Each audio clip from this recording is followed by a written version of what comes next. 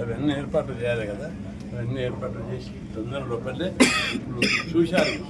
అన్ని కుల సంఘాలు కూడా మా వెహికల్ ఒకటి ఉంటుందని చెప్తారు. ఎన్ని రోజుల పాటు చేయబోతా ఉన్నారు అంటే దాదాపు 11 రోజులు ఉమ్మడి జిల్లాలో అట్లా కూడా చేస్తాం. అది బంద్ తర్వాత కార్యాచరణ అనేది ప్రకటన చేయలేదు.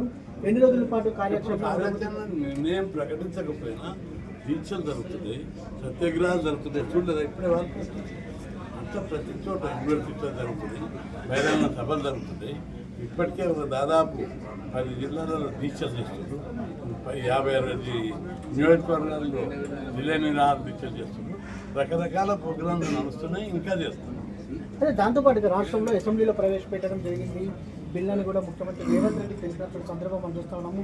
ఇతర పార్టీల నాయకులు కూడా బీసీ రిజర్వేషన్కి సంబంధించి స్థానిక సంస్థలో తమ మద్దతు ఉంటుందనేది కూడా వారు ప్రకటన చేశారు. కానీ ఎక్కడ ఆగిందంటారు? మీ అభిప్రాయం ఎవరు కార్యరూపం దాచాలి. మద్దతు రోడ్ల మీద ఇచ్చారు, ఓకే బాగా ఉంటుంది. మేము దాన్ని నెగిటివ్ చూడంలో చూడండి. పార్లమెంటులో 240 మంది అపోజిషన్ ఎంపీలు వాళ్ళందరూ పార్లమెంట్ బీహార్లో ఓట్ చోరీ అంటే అర్థమే కాదు ప్రజలకి. ఇప్పటిదాకా ఏదో అర్థం లేని డిమాండ్ మీద నెలలు పార్లమెంటు బహిష్కరించారు. బీసీలకు రిజర్వేషన్లకు రాజ్యాంగ మద్దతు కల్పించాలని పార్లమెంటు 2 రోజులు ఎందుకు చేయలేదు? బీసీలపై ఉన్న వాళ్ళ చిత్తశుద్ధి ఏంటిది? అందుకే వాళ్ళు మార్చుకోవాలి, వాళ్ళ పంతం మార్చుకోవాలి. రాజ్యాంగబద్ధమైన హక్కులు కావాలి, రాజ్యాంగ సవరణ చేయాలి. చాలామంది పదే గోబెల్స్ ప్రచారం చేశారు. 9వ షెడ్యూల్ 9వ షెడ్యూల్ ఉన్నాయి. సుప్రీంకోర్టులో చాలా కేసులు ఉన్నాయి. అది టెంపరీ రిలీఫ్ ఉంటుంది తప్ప పర్మనెంట్ కాదు. ఎస్సీ ఎస్టీలకు 9వ షెడ్యూల్ ఉన్నదా? లేదు. రాజ్యాంగంలోనే జనాభా ప్రకారం ఇవ్వాలని ఉన్నది. ఇప్పుడు కూడా వీళ్ళని జనాభా ప్రకారం ఇవ్వాలనేది నా డిమాండ్. అయితే మీరు ఎంపీగా ఉన్నారు, కేంద్ర ప్రభుత్వం దృష్టికి తీసుకెళ్లారా? దీని గురించి ఏమైనా హామీ వచ్చింది? తప్పనిసరి మొన్న కొట్లాడితేనే కదా కులాల వారి లెక్కలు పోయి ప్రధానమంత్రి కలిసి హోంమంత్రి కలిసి కులాల వారి లెక్కలు తీయాలంటే 76 ఏళ్ళల్లా గత ప్రభుత్వాలు ఏనాడు ఆయన కులాల లెక్కలు తీశారా?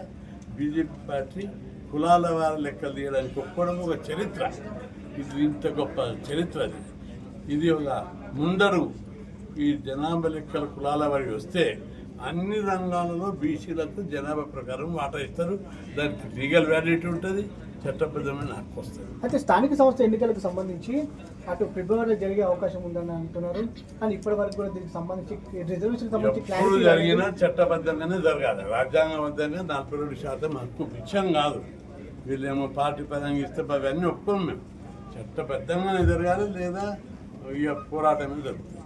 అయితే లేకపోతే పార్టీలు 42% ఇస్తామని అంటున్నారు. దీనికి మేము ఒప్పుకోము. అట్లా చెప్తూనే ఉన్నా కదా. ఇంత స్పష్టంగా పార్టీల పరంగా ఒప్పుకోము, చట్టబద్ధంగానే ఇవ్వాలి, ఇస్తేనే ముందుకు పోతాం. ఎన్నికల వాయిదా కర్ణాటకలో 4 ఏళ్ళ నుంచి లేవు, మహారాష్ట్రలో 3 ఏళ్ళు అయినాయి, ఉత్తరప్రదేశ్లో అయినాయి, అంతటా అయింది. ఇక్కడ ఒకటి గమనించాలి, ఇక్కడ బీసీ ఉద్యమం బలంగా ఉంది. మహారాష్ట్రలో కేసు కొట్టేశారు హైకోర్టులో, సుప్రీంకోర్టు. స్టే ఇస్తేనే మనకి ఇంత బంధువులు దొరికినాయి. ఇక రేపు తీర్పులు వచ్చేటట్టుగా చూడగా అట్లే మహారాష్ట్ర ఆడ ధర్నా కూడా జరగలేదు, ఉత్తరప్రదేశ్లో ధర్నా కూడా జరగలేదు, కర్ణాటకలో ఒక చిన్న నిరసన కూడా జరగలేదు. కానీ మన దగ్గర చరిత్రలో నిలిచిపోయే విధంగా ధర్నా. ఇది చరిత్రలో ఇది ఒక చరిత్ర. తప్పనిసరి అన్ని వ్యవస్థలు దీనికి స్పందించాలని చెప్పి డిమాండ్ చేస్తారు.